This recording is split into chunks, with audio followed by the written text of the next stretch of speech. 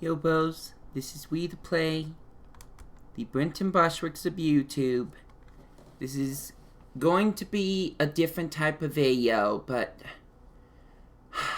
right now I'm just filled with emotions and mixed feelings about all of this, but today, in this completely unedited and unscripted video, I want to talk about Dragalia Lost.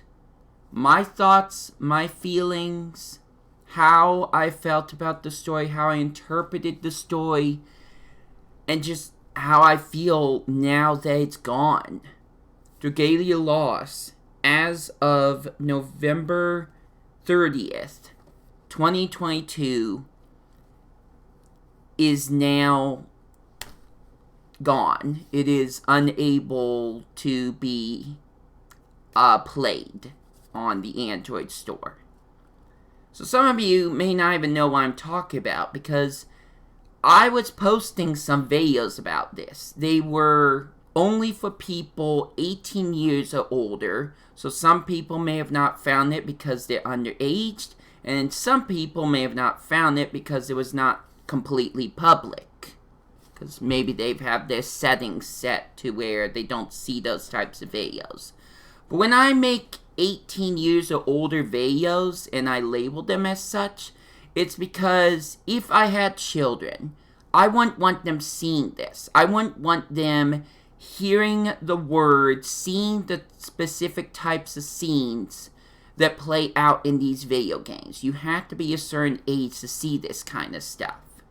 And if I had children of my own, this is not something I would show them. However, Dragalia Lost is special.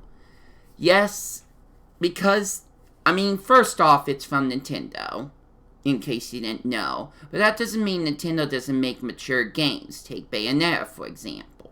However, in this video, I am not going to only talk about my thoughts, but I'm going to give like a quick little view at what the story is in its most simplified form without overcomplicating things, while in return talking about some in-game stuff. It's not going to be super major spoilers, but at the same time, there's going to be some stuff that I mentioned that, well, kind of deviates from what I will say at the very beginning. So again, unscripted, I have a list of characters. That's about as much as I'm going to be able to get out of this. We'll just see what happens. I'm going to put this right here, so hopefully I can see that, but here we go. Dragalia Lost is a story about a character named Eden, or Eden. I don't know how to pronounce some of these names, so you'll have to forgive me.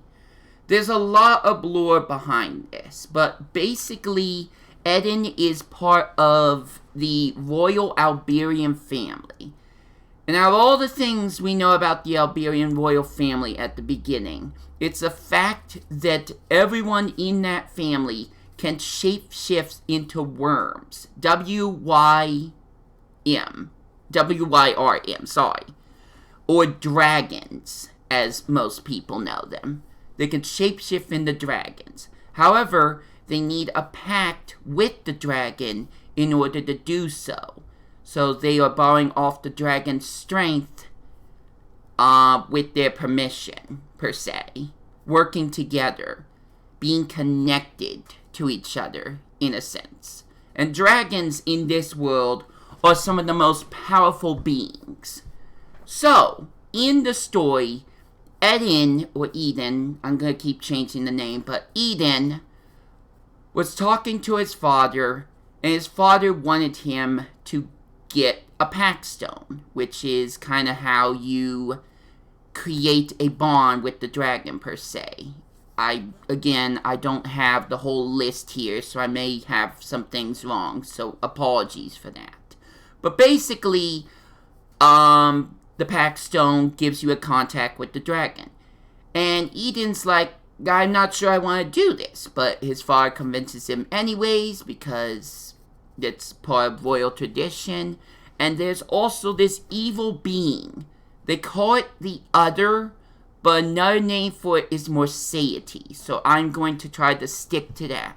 Morseity is this evil being that we don't know much of, but it's pretty much evil. So, we need to get rid of it. Eden also has a sister named Zethia, who is an Apex. We don't know what an Apex is necessarily, but in short, she can do magic.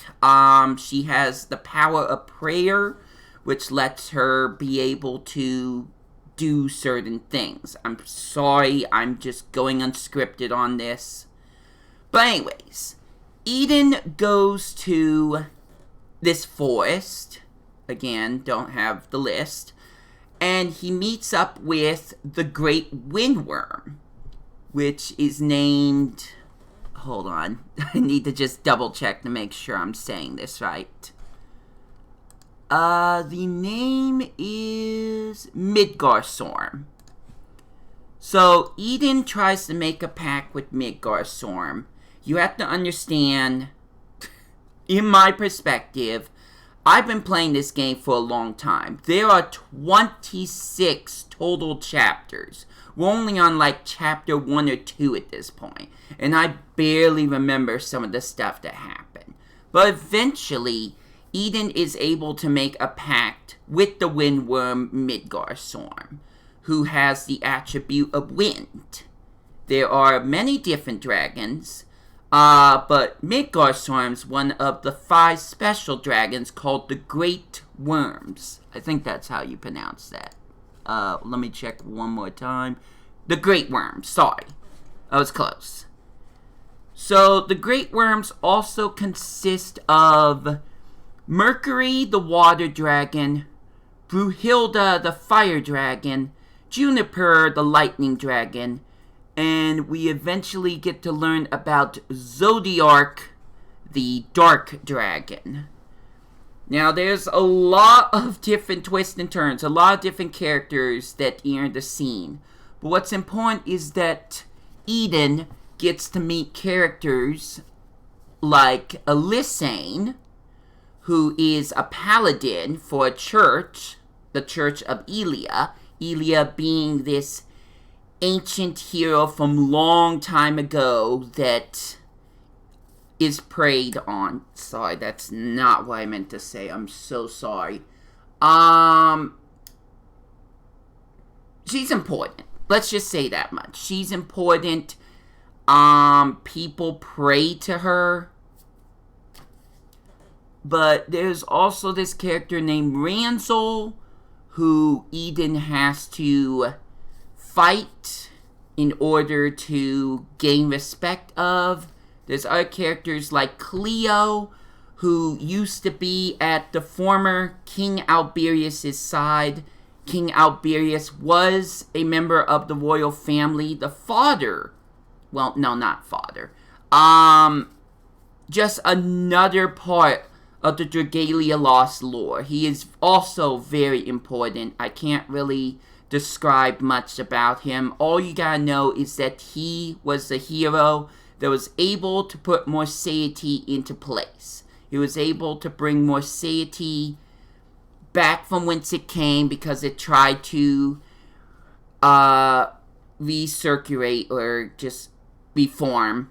But in the history, he was able to take down Morseity, but it cost his life. Again, there's a lot of lore to go into this.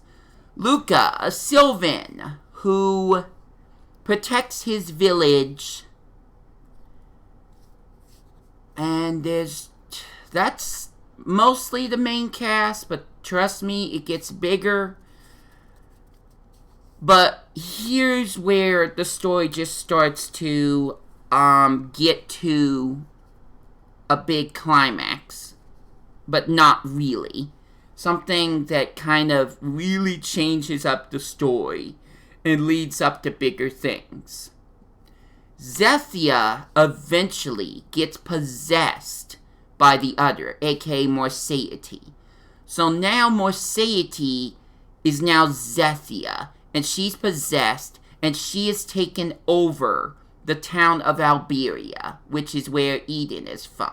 The father tries to put a stop to this in some ways, but he is killed, and Eden and his band of merrymen and warriors, they're distraught about all of this.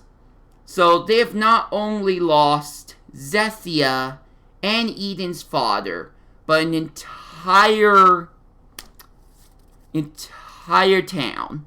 So with some convincing, with some thoughts, with some help,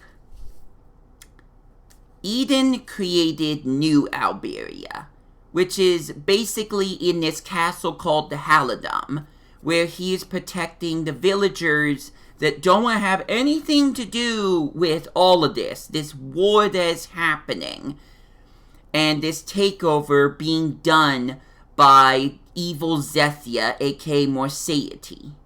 So this goes into what I like to call Phase 2, where this is just MacGuffin hunting. I'm not going to go into full details, but I am going to skip ahead because this part is important. And I didn't really get to show this off on camera yet. So, spoilers for those that are trying to watch the entire series and may not know about it. But here we go.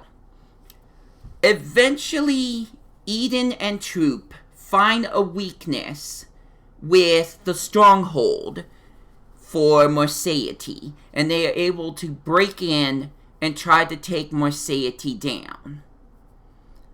But things do not go well. I don't remember exactly every little thing that happened because 26 chapters, and these chapters take about like an hour to get through at the very least sometimes.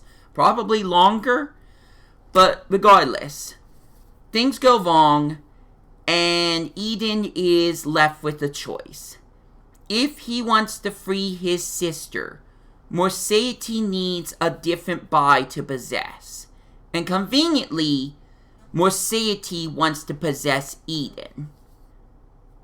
Eden could try to do anything at this point. He could just refuse. He could try to fight Morseity, possibly kill his sister in the process, which he absolutely does not want to do. He really, really wants to save Zethia. That is his whole thing for the longest time. Aside from protecting the residents of New Alberia, he really wants to save Zethia. And because of that, Eden decides that he will let Morseity possess him. So this sounds like in-game, right? And it could have been. It absolutely could have, almost should have been.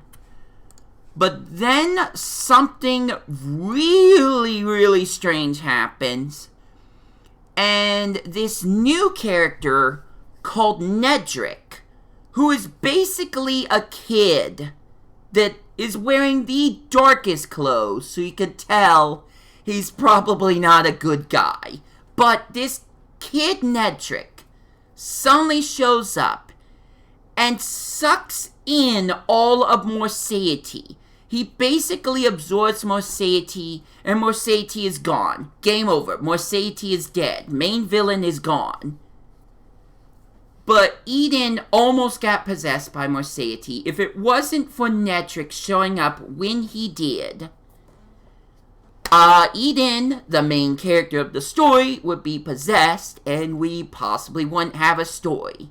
It gets really crazy from here on out, because all of a sudden, now there is this new group that shows up out of the blue that apparently some of these characters already know about, that call themselves, I'm trying to find the name necessarily, but I'm trying to find the name, but I can't remember exactly what it was. I'm so sorry. I am going off of footnotes, but it's not exactly working right now.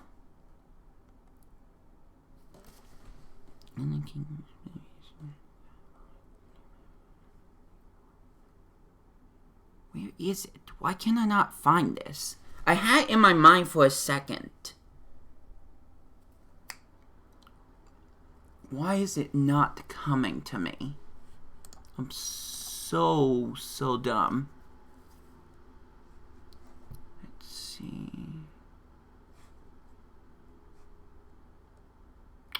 Okay, well, I can't find it. Apparently my brain's not working either, so this group is going to be unnamed, but they bring it up constantly when you're battling them. And there are a lot of battles with them. I almost didn't even get as far into the game as I did, because there's these twin girls that have fire attribute, so I need to use water attribute. And my water fighters, my water team, is the weakest out of all of them. There's Team Wind, Team Fire, Team Water, Team Light, and Team Dark. Because yes, you also use dark attributed characters. So I almost didn't get as far as I did because I was stuck fighting the Fire Twins. And I kept losing over and over again. But back to the story. I'm so sorry. I can't remember exactly what the name... Agito! Okay, so they're just called Agito. I'm sure there's more to it than that, but there's 5 different anti-heroes called the Agito. And I'm not going to go too far into that. What I am going to say is that despite this whole save the princess, stop the evil bad guy, and win the war, good guys win type of thing, this gets twisted and mangled in a way that it just messes with your mind. All I'm going to say on this front, again, major spoilers, but I'm not going to get too far into this if I can help it. What's important to know is that at some point in the story, an item is gotten that proves whether or not someone is in the Alberian royal family, if they were born of Alberian blood, meaning that they're actually family, meaning that they belong to the Alberian royal family. And the Agito and some other characters, including maybe Nedrick, say that Eden is not part of the royal family. And after signing this treaty to find out if that's the case, it's true. Eden was not born of the royal family, despite the fact that he has been treated like a part of the family, and he is able to shapeshift into worms, aka dragons, like the rest of the Alberian family. He is not born from that family, and this devastates him. This is a big turning point in the game, one that engaged me from start to finish. So all of a sudden we go from stop the bad guy, save the princess, to this story of self-discovery, while dealing with the Agito and Nedrick and some other evils I can't really talk about. It gets massively big. It gets much more convoluted, much more engaging. I never have played a Xenoblade Chronicle game from start to finish, but the story itself is what pulled me in and made me kept wanting to go further. But here's the thing, and you haven't seen this episode as of yet either. It was hard for me to voice the characters of these episodes.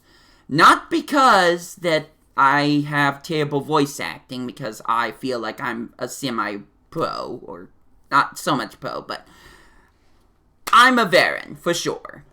I don't match every single voice exactly, especially with this game, unfortunately. But when I get into something, when I am throwing passion into these characters' voices, I can get loud, very loud.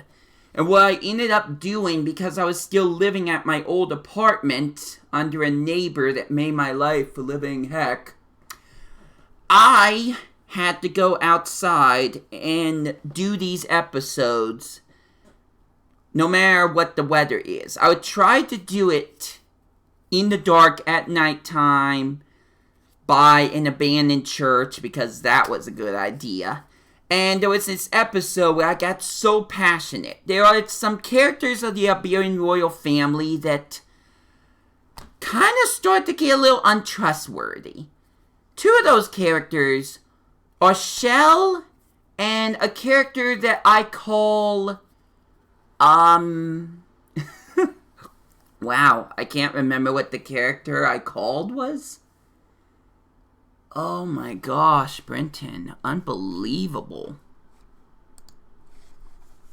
Okay, hold on. If I look at this might tell me what I want.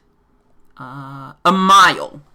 I called him a Mile. That is not how you actually pronounce that name, but that's what I'm going to call him right now, is a Mile. So Shell and a Mile. We start with a Mile. A Mile is just selfish jerk that wants what Eden has. He wants to be the king. Eden is supposed to be the king before he realizes, oops, I'm not even part of the family, so I guess that can't happen. But Emile is this very unlikable character that just, you can tell he's just such a problem. And he's fighting Eden and he's siding with the bad guys. It's just this mess. And there is this part of the story where Emile and Eden meet head on and there are words lashing out. There are emotions boiling. And I absorbed those emotions. I was screaming to the top of my lungs about how Emile hated Eden for what he had and what he doesn't have and how he's treated. It was this huge emotional breakdown that was happening at the dead of night. And in the middle of one of those episodes, a neighbor comes out of a nearby apartment and says, "Quiet. My kids are trying to sleep. Stop that." And that deteriorated me. It was like, well, I can't do it in my apartment. I can't do it in this quote-unquote area that I feel I won't disturb other people, although I should have went down to a football field or abandoned park if I was going to do this nonsense. But just kind of derailed me from playing Dragalia Lost. And again, this is before I got the new apartment. Well, eventually I came up with an idea. I would record the episodes. The rest of the episodes. I got to a point in the story where I thought, this is going to be a big plot. This is going to be a turning point. Boy, how wrong I was considering what happened later on. But regardless, I decided I was going to record every single episode without me voicing anything except quietly out loud to myself.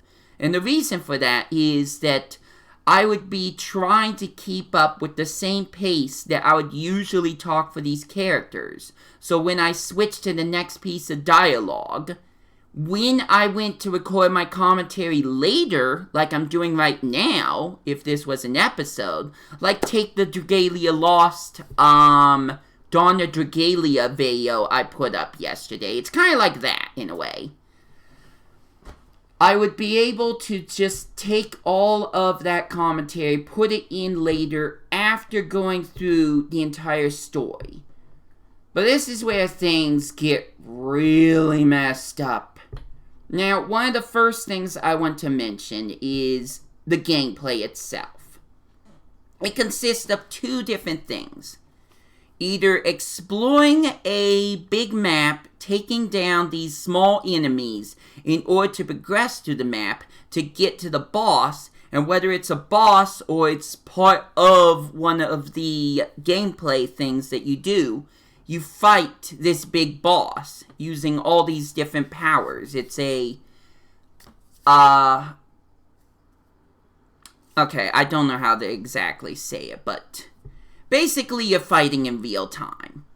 But this game is bloated with these missions to a point where the further into the story I got, the less impactful, the less the fighting meant, to a point where it felt like filler. It was just filler for the sake of filler. It's like, we get to this point where we're about to learn about this character's past, because all these different characters, including this fairy named Not, that I haven't mentioned even once, who has been living with Eden and Zethia for all her life. Characters like them have these backstories, these things they didn't know about themselves, or these things they've kept to themselves, because it could unravel the bonds and friendships that they are trying to establish together. There are times when the character is about to reveal something important. What happens after that? Fight! Fight! There's a fight! There's no reason for there to be a fight, but there's going to be a fight. Fight this goblin. Fight this snake. Fight this ogre. It doesn't matter. There's going to be 2 or 3 different fights before you actually realize what the character is about to reveal. It's filler. It's just filler. And the more into the game I got, the more I hated it. I didn't care about the gameplay. I got to a point where I was so overleveled with just about all my attributes that I could wipe these characters off the map in less than a minute. Some of them. Again, war attribute ones were the weakest for me. But it got to a point where it was just, I wanted to get through this as quick as I can. And one of the worst parts about the Let's Play for Dragalia Lost is that I'm busy trying to come up with commentary for all these pointless fights. So, I made a vow that I was going to skip the majority of fights unless they somehow connected to the main story. And that would be it. But here's the thing, these fights, some of them started to get longer and longer. There is this cube enemy. I'm not going to go into details, but there's this cube enemy that, I kid you not, took me 3 to 5 minutes to beat. These are some of the worst enemies in the game. They are late game. They're like in-game enemies, but they are some of the worst ones to beat. But I can't see more of the story until I beat these things. But there was something else that was starting to bother me more and more. And I can't tell you that this... I can tell you for sure that between 1 of 2 chapters, this became so apparent that it was undeniable. Remember how I mentioned Shell? I want to talk about Shell. She is another sister of Eden. I hate her. When I first read her dialogue, and the further in I went into a chapter, I hated this character. It was like, she is terrible. She is not respectful to Ian. She is manipulative. She is such a flip-flopper. She just was so unlikable for me. It affected my emotions for that entire chapter, which I deemed the worst chapter of the entire game at the time. Now, things have changed. I can't say whether or not there's a worse chapter, although I still want to lean on that. But here's the thing. Eventually, further into the game, Shell suddenly joins up with Eden. But the way she's talking, her disposition, the way that she flaunts herself and the way that she's just egotistical, it wasn't starting to show up as much. It's like all of a sudden Shell is this almost different person, that she's buried herself. But it's like, when? When did this happen? When the heck did this happen? How is Shell actually tolerable, let alone a good character? That she's actually contributing to the team, and she's helping out the team, and she's the voice of reason. How did this happen? And then it hit me like a ton of bricks. I don't know which chapters they go between, but even though this is going to start to go into a little bit of spoiler territory, I have to mention this. At some point, there is this new evil entity that shows up towards the end game. I kid you not, in a Nintendo game called Satan. Why do you think I made this series 18 plus? So, I am waiting just to fight Satan. But there's all this other filler, there's all this other extra exposition, extra dragons, extra characters. It just goes on and on. I'm not going to go into full details because some of it is very important, but I'm not going to spoil that because those are really, really heavy spoilers. But eventually, I'm supposed to battle this character named Satan. It's like, okay, eventually I'm going to get through these 2-3 chapters where I'm in the same location so I can battle Satan. So we go from the chapter where they say, yes, let's go fight Satan, to a chapter where it's like, they already fought Satan? And the city was demolished in the process? So they're busy rebuilding the city after they fought Satan between these two chapters? Where I didn't actually get to see Satan? Or fight him? What is going on? And then it hit me. Because there was a moment when I went to the home screen that the characters were talking about Satan. I wasn't anywhere close to where I was supposed to be for this to happen. But apparently this was an extra story. It was a side story. So I thought, okay, well, I think they're just setting up for the main plot of the main game. It's like, Satan is the final boss. Game over. Fight Satan, beat him. That's it. That's not true because the main villain, quote-unquote villain, is someone completely different that has nothing to do with Satan. But this Satan event was not part of the main game. It wasn't part of the main chapters. This was a side story that is important, that connects to the main game, but they only released it once. And I learned that, and the fact that Emile, the guy I hate, I went through a cutscene with him getting poisoned, thrown into a river, and now he is in this village trying to get his status back. And then later in one of the chapters, here he comes riding on his horse. He is now the hero. He is now the person saving Eden after they've had this big fight where either one of them could have gotten killed. There's this great worm that encourages that one of the two get killed. But now Emile is helping Eden, and in his quirky, almost still arrogant way, he is helping not only the team, but the residents cope with what's going on. It hit me. Like I said, with the Satan thing, it hit me.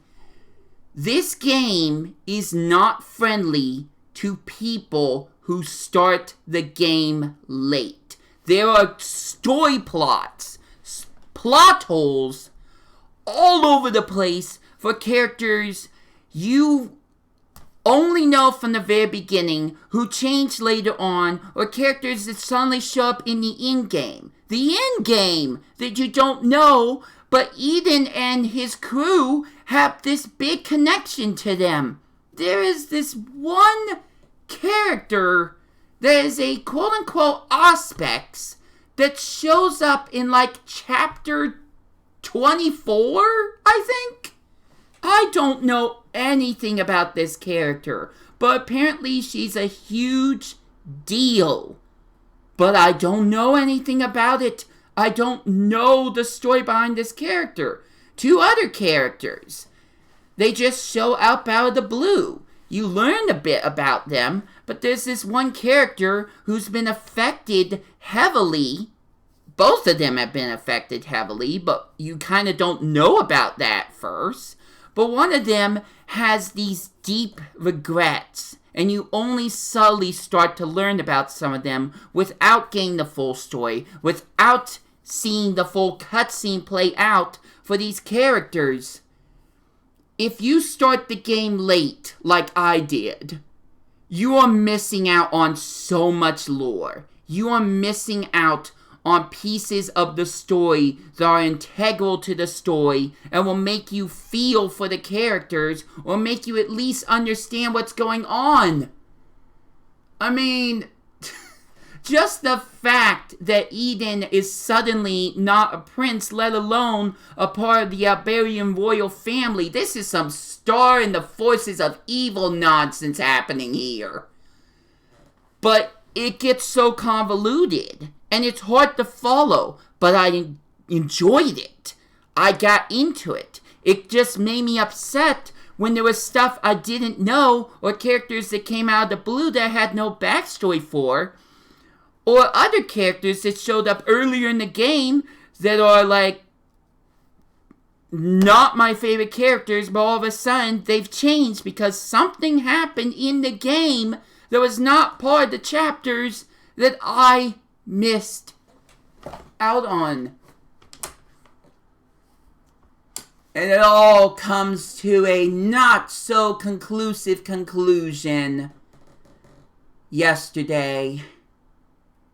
And the entire weeks I've been trying to prepare for this. I have been grinding on this game with the hopes of seeing the end game. I don't have the conclusive video I wanted. I could have shown off all of the characters I had earned throughout the game. I could have shown off the weapons I upgraded. I could have shown off the dragon stories, the character stories, and the dang castle stories I didn't know how to activate. Some other side stories that possibly don't have to do with the main game. I missed out on Mega Man. I missed out on Joker and Morgana.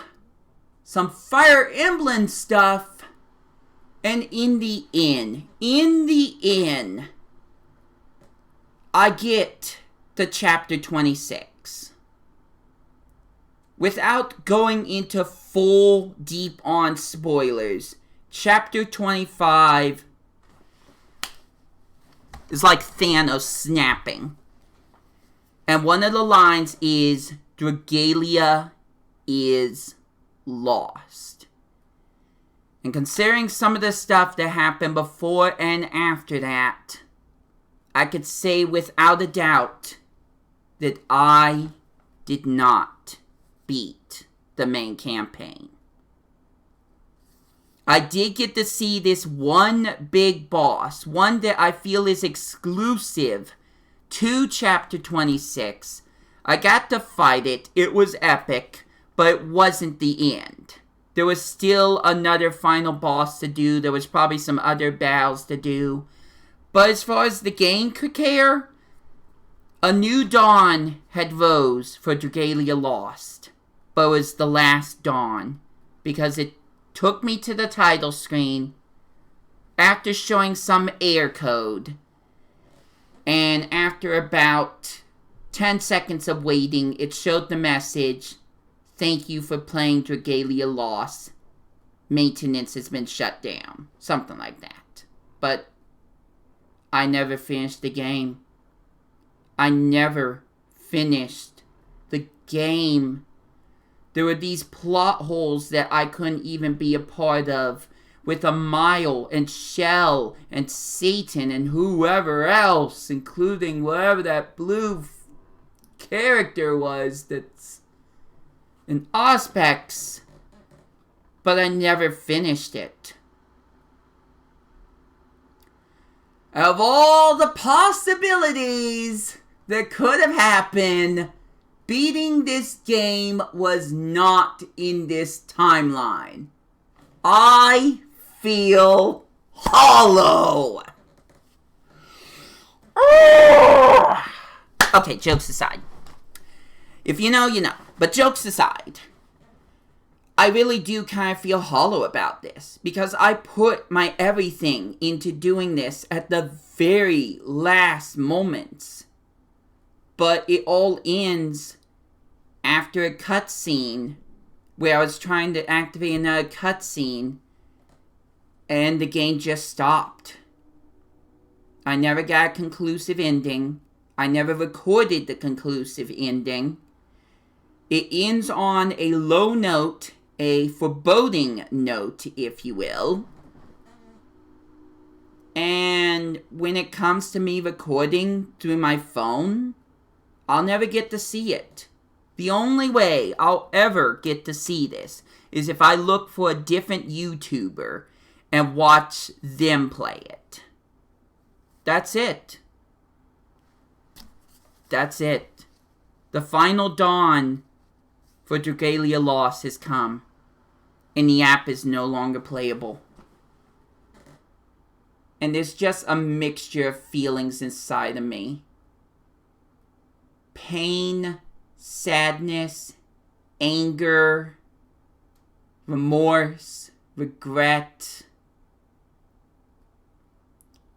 But there is also a tinge of joy that I was even able to see what I did, to get as far as I did. I just was pushing to get to the very end, despite the fact that I didn't know the entire lore, because that's gate blocked from people who didn't play the game when it first came out and follow every single story component, including the ones that didn't have to do with main chapters. I couldn't even finish the main campaign, and I am saddened. I've been in tears a few times yesterday and today. I almost started this video up while I was in tears. But I had to accept it. Dragalia Lost is over. That's it. I can't do anything else. I could end with just chapter 25 on this absolutely devastating note. But even if I posted what I have of chapter 26, the final chapter of the game, it wouldn't be conclusive.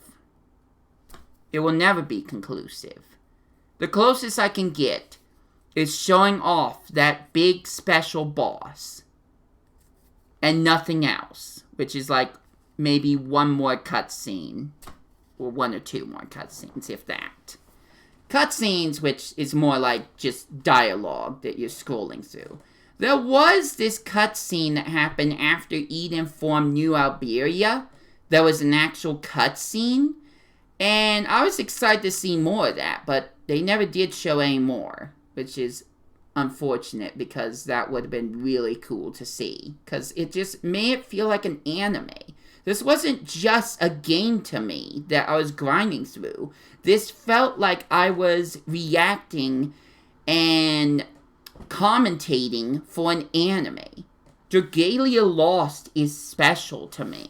I'm angry about some of the ways they did some things, including leaving major plot points to these stories I can no longer be a part of, that I can no longer have access to unless I find someone that recorded it through YouTube. But I connected with these characters. I felt for them. Most of them. Not the in-game ones. And certainly not Shell the way I could have. But there's so many things that I missed out on. Not just the side stories, but these separate stories for the characters like Eden, for Not, for Ranzel, Ellie, or Lysane, if you will. An android. There was an android in the game that I started to feel for. And they had these separate stories. The characters, the Great Worms, some other dragons that I kind of started to like. Some were part of the side stories. There were the Dragalia comics that I could have went through. There was so much I could have still went through and done. And there were two things that just kind of ruined it for me. One was me trying to make the Dragalia Lost Dawn of Dragalia video yesterday. Which, by the way, apparently I was streaming for 3 hours when I wasn't supposed to, when I thought I wasn't? Huh? But the stream ended with Fall Guys, so I don't know, the stream glitched, but apparently it was still streaming, so it said Fall Guys was 3 freaking hours when it was only like 30-something minutes. Also got some unpleasant chat messages through that, but I digress. But I spent 3 hours trying to make this Dragalia Lost special, and then, instead of stopping at chapter 25, when I knew I only had an hour left, I pushed, hoping and praying that I would be able to beat all of chapter 26, and it didn't happen. I could have spent that time showing off the rest of the dragons, the characters that I'd earned, going through some dragon stories to get a little bit more lore and emotion out of it, but no. I pushed myself to try to beat chapter 26 in only an hour, and I failed.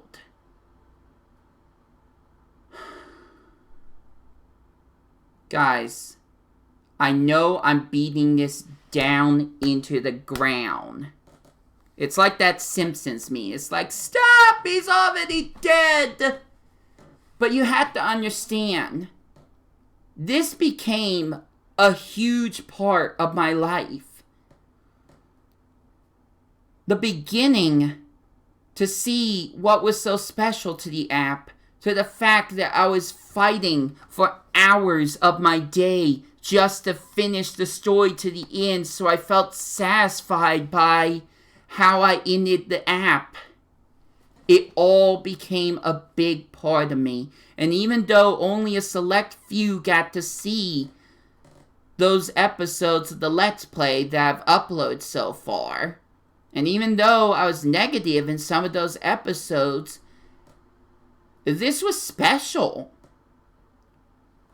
I don't know how the story compares to Xenoblade Chronicles and some other RPG games, but this was a very special game to me. It was a gacha game, kind of like Pokemon Masters EX, where they're more so trying to get you to spend money so you can get better stuff, so you can be able to get farther into the game, which I kind of also fell for, but regardless of that, there was such a huge story to it that connected all these characters that suddenly weren't just, they had many layers to them, I guess I could say. And I just felt like I could have done this better. Despite my circumstances, I could have done this better. I'm happy about where I got, but I'm not completely satisfied. And that's what hurts the most. That I put all this extra time in, and I don't feel completely satisfied by it. But it's over. That's it. Dragalia Lost is done. I don't know if Nintendo will ever port this to the Nintendo Switch. Or make some kind of hybrid version of Dragalia Lost. But the series is done. And as far as we know, it may never come back. Trapped in a gacha game. It was one of the best stories with some of the most complex but sometimes likable and engaging, I don't know if engaging is the right word, but just go with me on this, engaging characters I have played in a long time. These are games I don't usually touch, but this touched me in a way that just wells up emotions. A little off screen, but regardless, it wells up emotions in me. I wanted to see the story all the way through. It hurts that I can't, that there are parts of the story I will never get to see when I was first playing the game. But I've already talked your ears about this for too long. This video is almost a freaking hour long. So, in conclusion, I don't even know if I can make a conclusion. Take everything I said at face value. The game wasn't perfect. I already talked about some flaws with the game that kinda made it hard to play, or hard to digest, or even harder to understand because there's plot points missing. I still enjoyed the experience, but I am hurt and just feel defeated that I didn't get to where I would have or could have been. That could have been a possibility, but it wasn't my possibility. If I could go back in time, I would change a lot of the way I did the Let's Play and how much I dedicated my time to it. But that can't be helped. It is what it is. And despite what the game was trying to hammer into me at the very end, I had to accept it. There is no other solution. Dragalia Lost is lost. But for those that got to experience the game, that got to interact with the characters, and got themselves deeply involved into the lore and the feelings for all these characters, we'll always have those memories. Nothing can change that. And that is the same with me as well. Okay. So, that's my thoughts. There's probably a little bit more when it comes to the story. A lot more when it comes to the story, actually. But I think I best described it as best as I can with some uncomfortable pauses as I try to figure out what I was trying to talk about next, or which characters I was talking about next, like freaking Agito, who I absolutely don't like, but regardless. That is my thoughts, my feelings, my remorse, and my final words of Dragalia Lost. So, community question, let me know what you thought of Dragalia Lost. What were your favorite characters? How did the story make you feel? Was it that good? What memories will you take away from the game? That's it. That is the community question, and that is how I should end this video. So thank you, Nintendo, for blessing us with Dragalia Lost. It was not perfect, but it was one heck of a ride. And you already know I'm trying not to say, but this is supposed to be for people that aren't 18 years older, so I'm going to leave it at that. The game is for a mature audience, but if you were able to play the game, then you were blessed with something we may never see ever again. We'll still have the memories. So, that is it. I'm done. I am not going to talk about any more. One of the episodes I was going to put up today has been postponed until next week because I feel like we just need some time to just accept and just recover from the fact that this app is gone. But that's it. That's all I'm going to say. I'm sorry. I keep backpedaling a bit, but I'm done. I'm done.